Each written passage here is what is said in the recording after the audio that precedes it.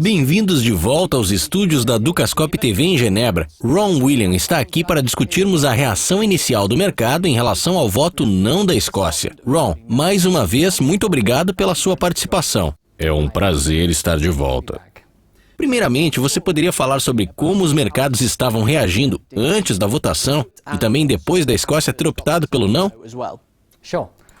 Eu preparei 3 gráficos em um slide para que pudéssemos analisar rapidamente o que aconteceu com o mercado de câmbio no Reino Unido. Libra, dólar americano, euro, libra e também o mercado de ações local, o FTSE 100. E agora, nós vemos fortes reações positivas nesses mercados. Se nós analisarmos o par libra, dólar americano, observamos uma alta repentina que intensificou ainda mais o salto que já tinha acontecido há alguns dias, numa média de 20 dias de movimentação. Potencialmente, um nível alvo de cerca de 1,6780, isso numa média de movimentação de 50 dias.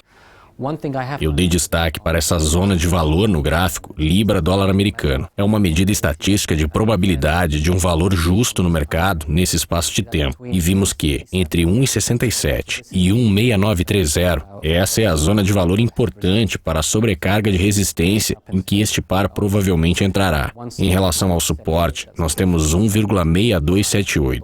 Este é um nível Fibonacci de uma tendência de alta anterior e o nível psicológico de 1,60 e também um nível de confluência de 50% do nível Fibonacci. Nós vemos o contrário no par euro-libra, uma apreciação da libra contra o euro que esteve caindo, e o que observamos aqui são vários meses de novas baixas para a euro-libra. Então, tivemos uma movimentação histórica importante, e a zona de valor nesse caso é entre 80 na alta e 79 na baixa. Essas foram as movimentações mais importantes no mercado de câmbio.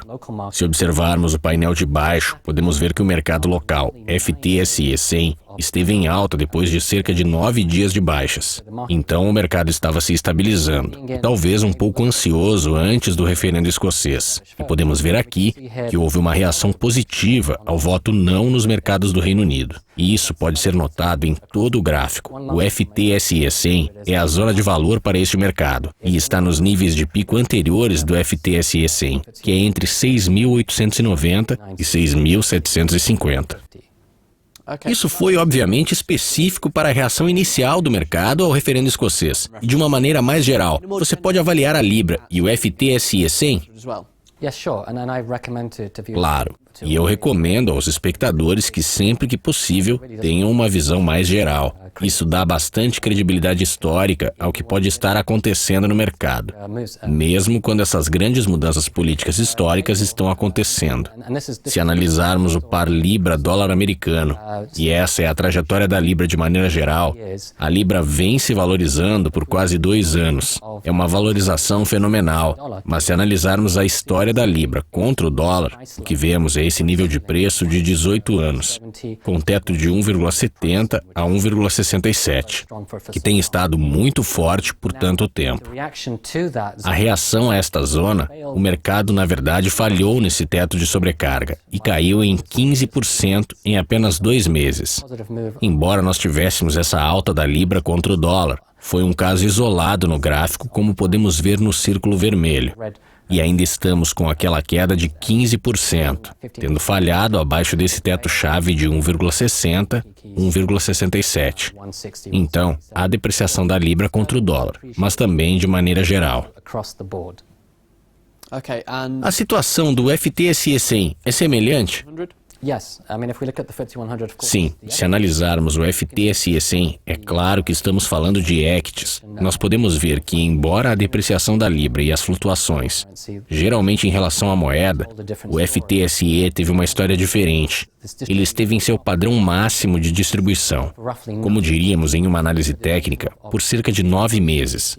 Então, em praticamente todo o ano de 2014, nós não fizemos nada, na verdade.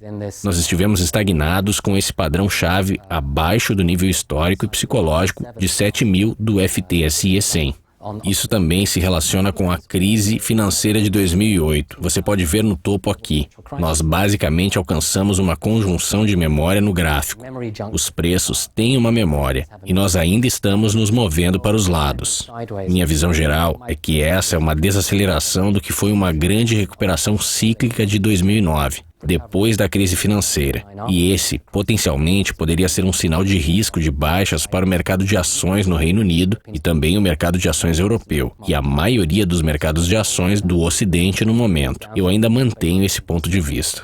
O nível-chave de baixa, baseado nessa tendência que eu defini, é de 6.300, com alvo de baixa nas próximas semanas e meses, pois outubro é um mês fraco para o mercado de equities.